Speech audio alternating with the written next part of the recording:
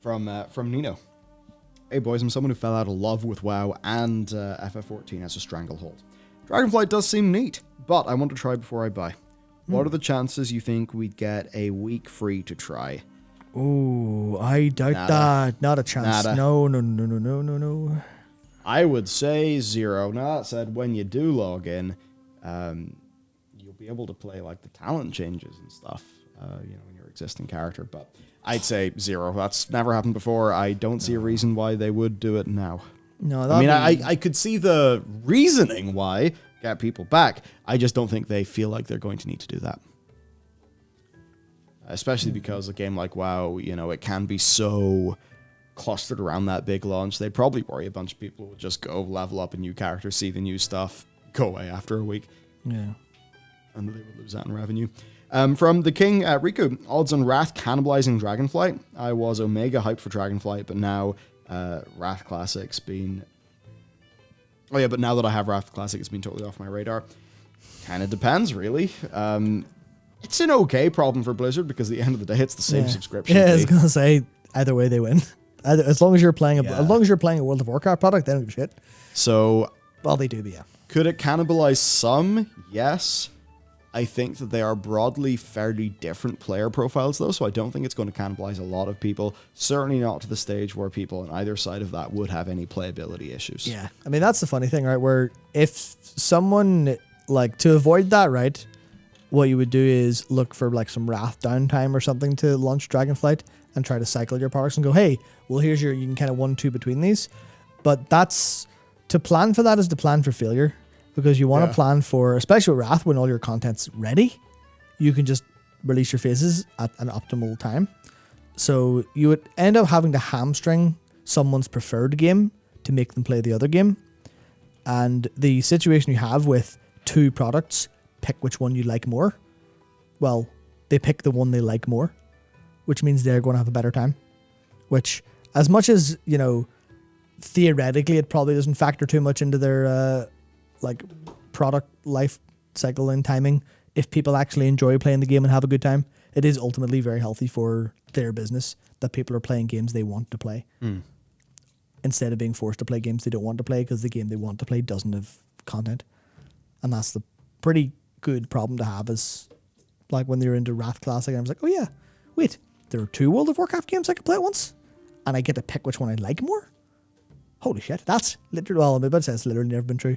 Obviously, we're in the third classic expansion, but you know what I mean? It wasn't true in the past. Yeah, it's just a big old... Yeah. If you didn't like WoD, too bad. But I was like, if you don't like Dragonflight, you could play Wrath. You're like, sweet, that's almost as if that's part of their plan. And that's why they're on the same subscription. Huh, funny that. Funny that. From Sylphage. The very buggy experience of Wrath Classic, almost a month in, isn't engendering much confidence in me about Dragonflight's launch. Interesting, I haven't been keeping up much just because I've been completely rammed with work stuff. I wasn't massively aware of bugs. Certainly for Dragonflight, I would expect some, just based on what we talked about today. Yep.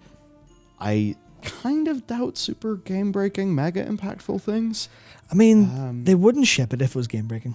Yeah, there's a little bit of you kind of have to have trust in them there to go. They know what's shippable, and that's why this segment I had in the title of it was how many bugs are shippable. And I think the answer is a lot of the bugs that are going to be shipped will be fine. They will be, are they ideal? No. Will they be fine? Yes. The problem is, will they fix them in 10.1 or in 10.05? Yeah. That's where the real key is. Or will they be fixed by the time Dragonflight launches? And the issue is that this is always the tricky thing when you're doing a live service game.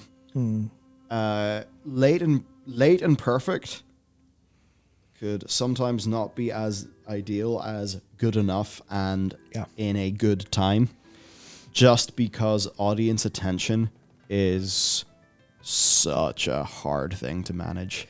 Yeah. And, if you do leave it for too long and you end up with, I mean, come on, Mists of Pandaria 5.4, 14 months. If you start leaving situations like that, then you seriously just risk people wandering off. It is, in no uncertain terms, it is a fucking miracle that people will come back for Dragonflight for a whole variety of reasons. Now, the fact that they have the interest they have and they're going to have the pre-orders they have, and they're going to have the day one. That is something that they should never take for granted, because it's a miracle Dragon or World of Warcraft has the cultural capital to still have that. It has the player investment for almost 20 years now, because any other game would not be able to do that. Like even some of the strongest games would really struggle with that. Yeah, unless you have the only I guess alternative to have for that would be you'd need to have a massive event to bring people back. And Dragonflight's kind of getting a little bit of that vibe. Yeah. But that's the thing where, you just churn and bleed players forever. That's how it works. That's why you need the new player funnel to work. This whole thing UCB talked about, and your man Chris from PoE talked about as well. It's all about like the churn, the new player funnel. Churn is what kills SaaS products. It is what kills gas games. Yep. I just said games as a service games. Yeah. Oh, no, so that technically is still correct. Yeah. Okay, Unknown Character 14's food analogy for Dragonflight is the tuna sashimi. Looks good, but it might be expired like my last 2 orders. Yeah, that's fundamentally it, right? Let's hope there's not a bit of rot in it. Yeah, fundamentally you go, all right, will I try the gas station sushi again? You're like, not after what I did, you. But I suppose this is a case where you have to think, is Blizzard a restaurant or a gas station? A lot of people say a gas station at this point.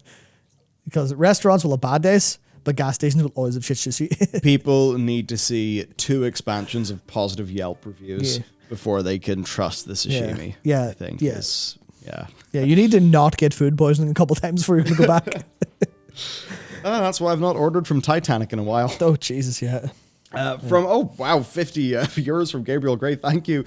Said, long-time viewer from across the DMZ, lads. As a player who came back for Classic and has been enjoying that, Dragonflight has me intrigued. With talent trees, etc., do you think Blizzard has learned some things about the fundamentals from Classic? I think some of them. They're definitely trying, the whole, building your thing as you go. Like, I think they're seeing the value in that. Right, like the player ownership side, professions having like a bit more of a role. I think they're seeing the value in that. Now they did have a bit of a time in Shadowlands, like the weapon oils and stuff, where they kind of just like did stuff for the sake of it because it felt classic-y. Yeah. But it ended up just being a thing to do. Yeah, 'cause it didn't feel classically because people just bought it in the auction house with their infinite gold from Boost called it a day. Like, so look, it's not going to feel like classic at all. The talents are very different to classic, really. But like classic had cookie cutter things as well. Yeah. Right? But they will have fundamentally different gameplay paces that will appeal to different people. I think somebody who's really into classic, like they may enjoy Mythic Plus, but Mythic Plus will not feel like anything they do in classic. Yeah, it is a hard question to answer realistically because there's so many different things you could mean by fundamentals of classic. Because classic is an awful lot of things, honestly. It is a miracle of a game and also a complete fucking hellscape nightmare at the same time. But they definitely they're trying to learn some of the more you're doing adventuring. But a lot of, I still think a lot of their influence is coming from the Pandaria era. Yeah, it's the best touchstone. More so than anything classic because I think that's the part of the game they're trying to emulate more. Because they don't need to emulate classic because classic exists. But in terms of the talent trees, if you want to level up and get a cool new ability and you want to look and see if there's maybe some not like completely out of left field builds you can do because they're designed, unlike the original talent trees that were very much shit together. And then sometimes they worked, sometimes they didn't. There's a lot less super possibility, but you can literally just be like, what can I do that feels interesting? What can I sacrifice to have a little bit more utility in this sense?